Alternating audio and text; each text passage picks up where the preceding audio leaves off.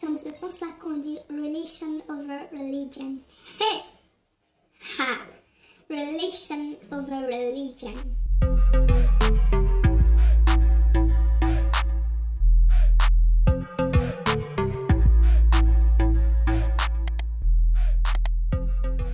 Bonjour à tous, on se retrouve pour une nouvelle vidéo et dans cette vidéo je vais vous parler de relation avec Jésus. Vraiment simplifier, parler vraiment de manière plus simple, de manière vraiment terre à terre, de manière pratique, vraiment et avec la parole de Dieu. Qu'est-ce que la relation avec Dieu? On entend partout, il faut privilégier une relation, une religion, ça envoie beaucoup de problèmes parce que les gens ne comprennent pas en fait ce que veut dire relation. Et si on est sincère envers nous-mêmes, très peu ont une relation avec Dieu, sans juger parce que maintenant tout est à base de tu me juges. Mais non, c'est un constat. On peut parfois regarder quelqu'un, sa manière de s'exprimer, sa manière de parler, sa manière de penser, on peut s'apercevoir vraiment que cette personne-là n'est pas conduite par l'Esprit de Dieu et ne cherche vraiment pas à sonder les Écritures pour marcher selon la parole. Donc, on va passer dans les Écritures. Je sais qu'il y a beaucoup de versets qui parlent de relation avec Dieu, de beaucoup de choses comme ça, mais moi, j'ai vraiment été conduite en Éphésiens 1. On va lire, hein, c'est à partir du verset 3 à 14. Donc, si tu as ta Bible, au pire je lis, mais voilà, après c'est pour suivre ensemble. Béni soit Dieu le Père de notre Seigneur Jésus-Christ, qui nous a bénis de toutes sortes de bénédictions spirituelles dans les lieux célestes en Christ. En lui, Dieu nous a élus avant la fondation du monde, pour que nous soyons saints et irrépréhensibles devant lui. Nous ayons prédestinés dans son amour à être ses enfants d'adoption par Jésus-Christ, selon le bon plaisir de sa volonté, à la louange de la gloire de sa grâce, qui nous a accordé en son bien-aimé. En lui, nous avons la rédemption, par son sang, la rémission des péchés, selon la richesse de sa grâce, que Dieu a répandue abondamment sur nous, par toute espèce de sagesse, d'intelligence, nous faisons connaître le mystère de sa volonté selon le bienveillant dessein qui est formé en lui. Au verset 11, en lui, nous sommes devenus héritiers ayant été prédestinés suivant la résolution de celui qui opère toutes choses d'après le conseil de sa volonté, afin que nous servions à la louange de sa gloire, nous qui d'avance avons espéré en Christ. En lui, vous aussi, après avoir entendu la parole de la vérité, l'évangile de votre salut, en lui, vous avez cru et vous avez été scellés du Saint-Esprit qui avait été promis, lequel est un gage de notre héritage pour la rédemption de ceux que Dieu s'est acquis à la louange de sa gloire. Ok, en fait c'est très long, mais en fait je ne sais pas si vous avez vraiment compris. C'était en lui, devant lui, par lui, pour lui, afin de servir à la louange de sa gloire. C'est vraiment ça que je veux vraiment attirer votre attention sur ce verset. En fait, c'est Paul qui parle. Il ne fait que dire, vous avez été bénis de toutes sortes de bénédictions spirituelles en Christ. Vous avez ça en Christ, vous avez ça en lui. Et en fait, ce que je veux venir dire ici, c'est que il n'y a pas de vie sans Christ. Il n'y a pas de chrétienté sans Christ. Parce que, je vais vraiment, comme je vous ai dit, parler de terre à terre, hein, pour que ici on se comprenne vraiment. Vous savez, dans la Bible, les chrétiens en fait, c'était pas les chrétiens qui s'appelaient chrétiens. Et ça, je pense que la plupart vous savez, mais je veux vraiment encore attirer l'attention. Ce sont des païens, des gens qui n'étaient pas de la maison de Dieu, des gens qui ne priaient pas à Jésus-Christ, qui ont vu en fait que ces personnes-là se comportaient comme le Christ qu'ils ont crucifié et qui a été ressuscité. Ils ont observé, ils ont constaté. Et en fait, quand vous lisez les Écritures, vraiment mettez-vous dans le contexte. Imaginez vraiment, on est là, on marche, on fait notre vie, mais des gens qui ne connaissent pas le Seigneur se rendent compte que nos vies ressemblent à Christ. On parle comme Christ, on marche comme Christ. Et vraiment, essaie de voir dans ta vie, est-ce que tu marches comme Christ? essaie de voir dans ta vie, est-ce que tu glorifies Dieu?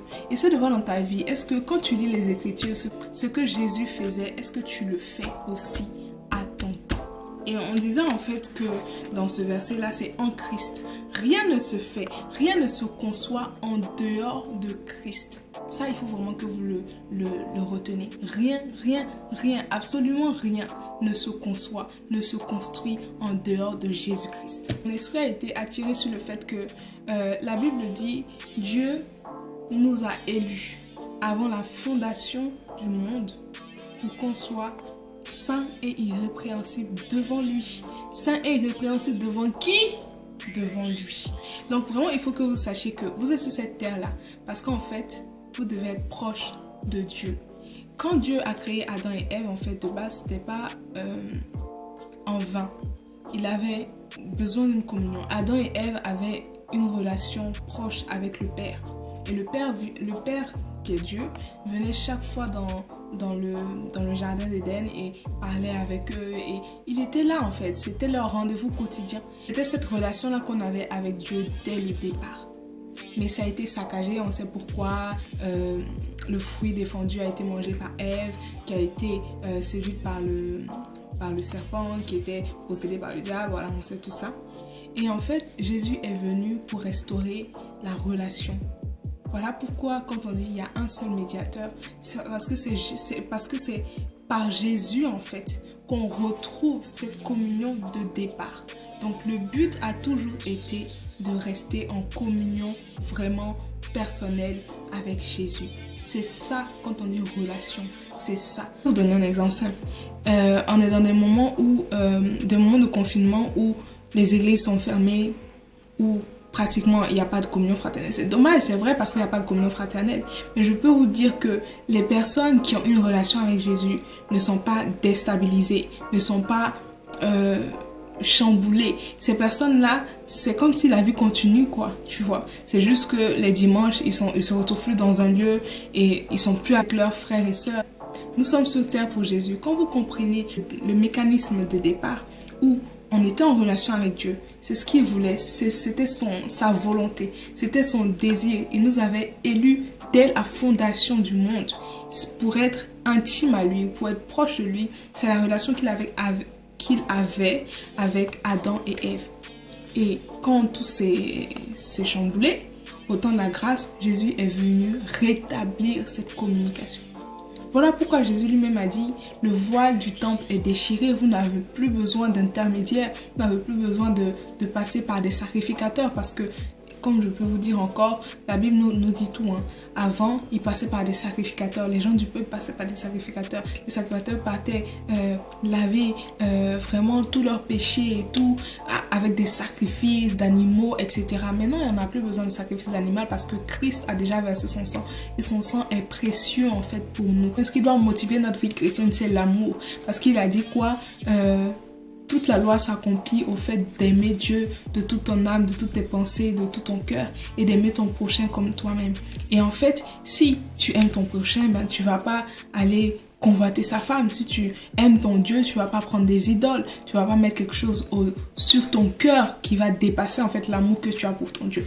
Donc voilà pourquoi le Seigneur en fait a envoyé Jésus pour rétablir en fait. Parce qu'il fallait un sacrifice puissant qui allait faire en sorte que on n'est plus à chaque fois à tuer des animaux, c'est moi qui dis, hein, mais je veux dire, un sacrifice puissant qui fait que tout homme en fait puisse venir à Jésus, tout homme puisse être sauvé. Voilà pourquoi le Christ a quitté son trône de gloire. Si toi tu n'as pas compris aujourd'hui, je te dis de manière simple que c'est ça dès le départ. Dieu veut ta communication, c'est pas toi qui vas le chercher, c'est lui qui vient te chercher. C'est pas un Dieu qui est très lointain, c'est un père qui t'a créé et qui te veut dans sa présence. Donc voilà en fait le contexte de pourquoi on parle de vraiment relation. La plupart du temps, c'est tu comprends que Jésus te veut dans sa présence et Jésus est venu, il est mort pour toi. Tu as la nouvelle naissance, tu comprends en fait les choses de Dieu. Tu prends ta Bible, tu as la soif. Et comme je vous ai dit là, je ne veux pas utiliser les mots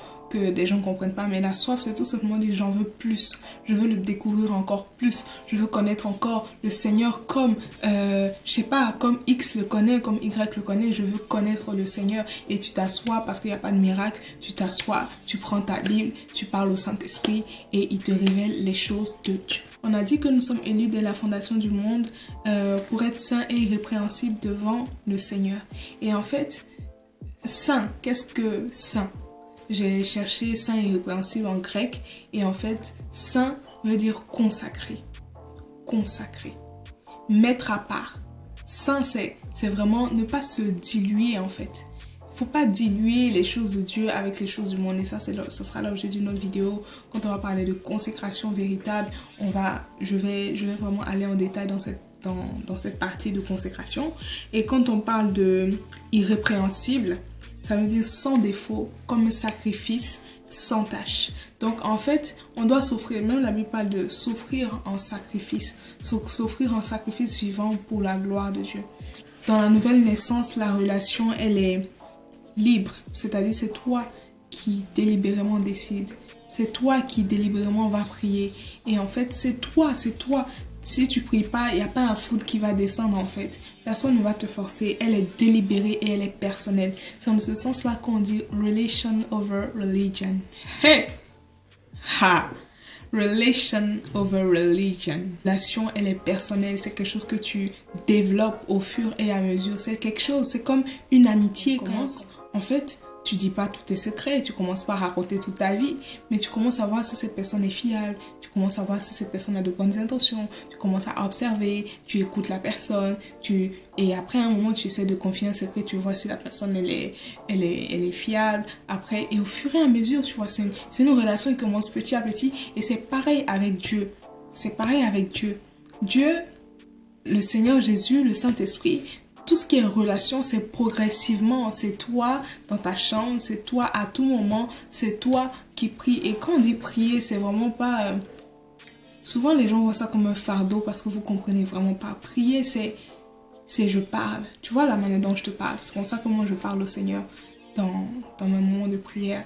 Je lui dis tout simplement ce que je pense. Je lui dis tout simplement, Seigneur, utilise-moi aujourd'hui pour parler. Seigneur, moi je connais pas, moi je ne sais pas, mais moi je veux que tu parles par ma bouche et que par ce qui va sortir de ma bouche, tu puisses aider quelqu'un, une femme, quelqu'un là-bas qui se pose des questions, comment elle va démarrer sa relation avec toi. Voilà, tu parles, tu lui dis tout ce que tu ressens. Si tu veux lui raconter ta journée, si tu veux lui dire que tu n'aimes pas X et qui te donne de l'amour, quand tu lis la Bible, quand tu vois qu'il y a quelque chose qui t'interpelle dans la Bible et que tu n'as pas en toi, tu dis Seigneur, donne-moi d'avoir ça. Tu mets en pratique la parole que tu écoutes. C'est ça avoir une relation parce que tu t'intéresses aux choses de Dieu, tu regardes dans sa parole parce que il y a des gens qui disent aussi j'entends pas Dieu me parler. Comment on fait pour entendre Dieu me parler? Nous tous sans exception, on va te dire qu'on a commencé par la Bible, on a commencé par petit à petit chercher vraiment ce que la Bible dit par rapport à Jésus, connaître Jésus parce qu'on est sur terre pour ressembler à Jésus, on est sur terre pour être conforme à la parole,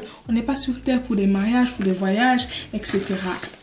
Et en fait, ce que je veux vous partager de relation avec Dieu, c'est vraiment dans la simplicité des choses, c'est vraiment comme un enfant, c'est parler et c'est le fait de parler, le fait de toujours c'est le fait de consacrer du temps pour parler à Dieu dans ta journée de manière régulière qui va faire que tu vas construire en fait une relation avec Dieu. C'est ce fait-là qui va faire que tu construis ta relation avec Dieu de telle sorte que tu n'as pas seulement la religion de partir le dimanche à l'église, le samedi soir à l'église et puis quand tu rentres, tu fais ta vie.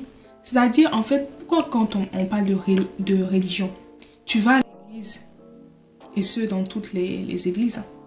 Tu vas à l'église, tu fais tout ce que tu veux. Hein. Tu pries, tu fais tu mets ton offrande, tu mets tout ce que tu veux. Mais quand tu rentres chez toi, tu vis ta vie.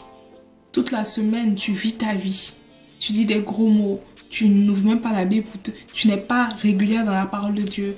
Je ne sais même pas si tu écoutes des cantiques très souvent chez toi ou tu écoutes une fois en passant pour te donner bonne conscience.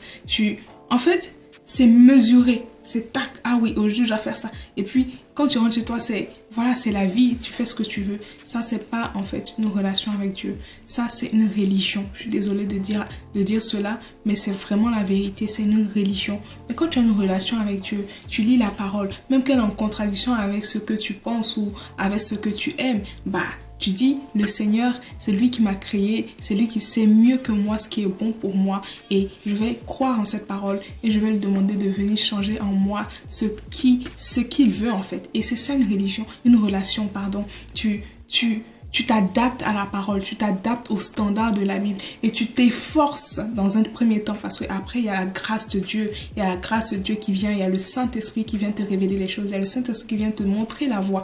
Donc, mais dans un premier temps, tu dois prendre sur toi parce que tu as cultivé de mauvaises habitudes qui ont fait que ta chair, parce que même quand tu as de bonnes habitudes, la chair est là et la chair veut toujours faire ce qu'elle veut.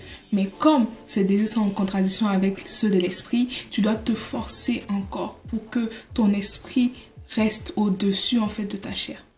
Donc voilà, j'espère que vraiment cette petite vidéo va parler à quelqu'un et qu'elle va bénir quelqu'un. Et dis-moi en commentaire si tu veux que je développe quelque chose en profondeur ou que je parle de quelque chose, tu me dis parce que je ne veux pas faire long parce qu'il y a des vidéos qui arrivent concernant par exemple la consécration, donc je ne vais pas parler dans cette vidéo là.